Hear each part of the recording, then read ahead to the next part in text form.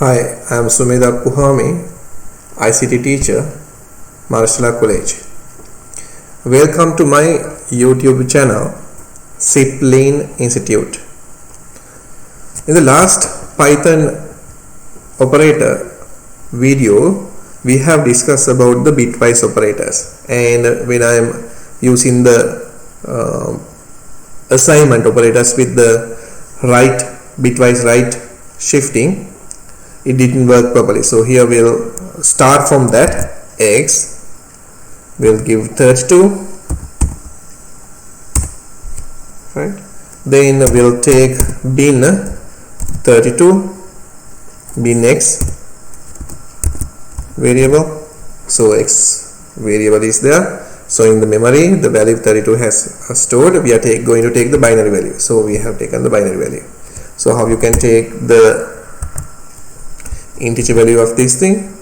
So we are taking this one and we can copy this here and command 2, and the first two ones we are not going to consider. So when you press, you can see 32. So when you are taking the right shift, you are using this symbol, and how many values you have to shift, so you can give it 2. But here in early video we have this we have used the assignment equal 3. So what is the meaning of this one? X equal x right shift 3 and press enter. So here the value has taken to the memory. Now we have to check the value. Print, I'll check x and here press enter. So you can see 4. So what is happening here? We have taken 32, so that means 32, 16, 8, 4, 2, 1.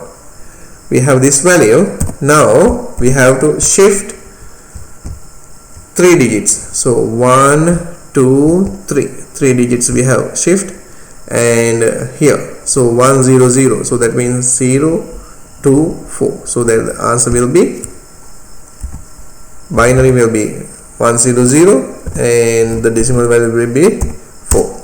I think you can understand this one.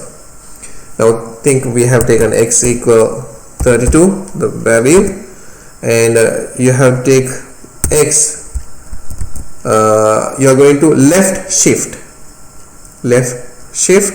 2. I'll use the assignment operator 2. So that means what? Now here you have the value 1, 32, 16, 8, 4, 2, 1. Now what you are going to do? You are going to move this one left 2. So you are going to add 1, 0, 0, 32, 16, 8, 4, 2, 1. Another 2 zeros will be adding. Okay. And what will be the answer? 0, 2, 4, 8, 16, 32, 64, 128. So that will be, answer will be 128 in decimal. So you have to print this one. So we will take x and press enter. So you can see 128. Now today we are going to discuss about identity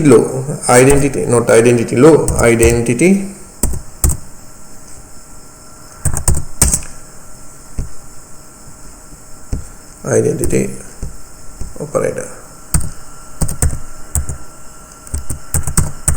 right? So in identity operator we are going to discuss about 2 is and is not. Okay, is and is not. So here with this one, what we are discussing, 2 or 3 variables having the same value. So that means there are 2, 3 variable names are there. They are storing the value on the same memory location.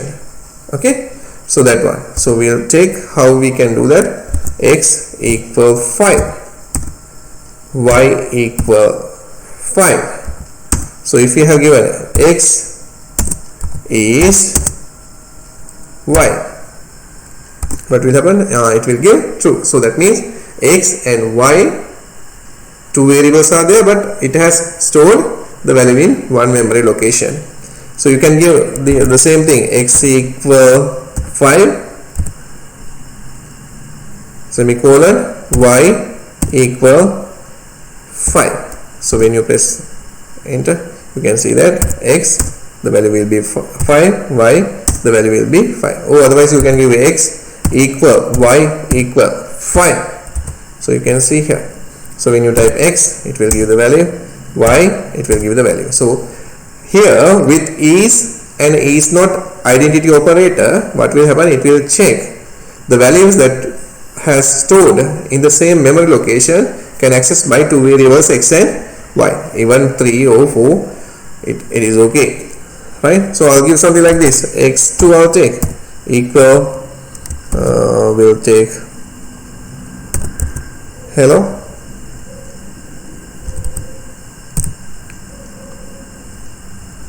and okay, what will happen here, syntax error, EOL, new error, end of line. So here I have given double quotation, but here single quotation, so I have to go with the double quotation. Okay, and the same thing I am taking here, and I'll change this x to y.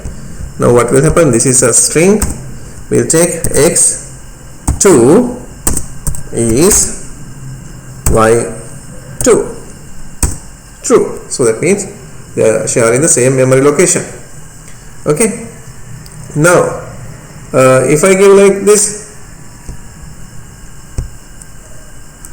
x2 is not y, what will happen, it will give false. So you can use these ones when you are writing the programs to check they have used the same memory location to store the values. Then we are having membership operators, membership. Okay, so I'll use this one, membership operators. So what are the membership operators? We can use in, not in. So two things we are using, in and not in. So we are taking a variable, we are giving some values, we are checking that values are stored, are available in the given variable. So I'll give here x equal hello world. Okay, single quotation I'm closing here. Now I am checking capital H in x. So I am checking capital H is available in the string hello world. X is representing the whole text. So we are checking the H is in x. Is that true? So I am giving simple H in x. What will happen? False. There is no simple H. So if you give O in x, what will happen? Yes, true. Now if I give capital W, okay, so single quotation W, not in x, capital W is there, not in x means what? False. So like this you can use the membership operators. Okay, so we have discussed about the bitwise operators, how we can use with the assignment operator and identity operator and the membership operator. So these all the things, all the operators that we have discussed in this Python videos, there are 4 videos. First, before you are starting the programming part, just go through these things, try to understand what I have given here, the basic concept, basic operators, how the CPU is identifying these things, how the variable has stored in the memory location. Try to understand. If you have any doubts, you can ask from me. I have given my telephone numbers, I have given my email address, I am adding some exercises to WhatsApp group. So go through and whatever the important things, just write down. Okay, thanks for listening. We will stop for today.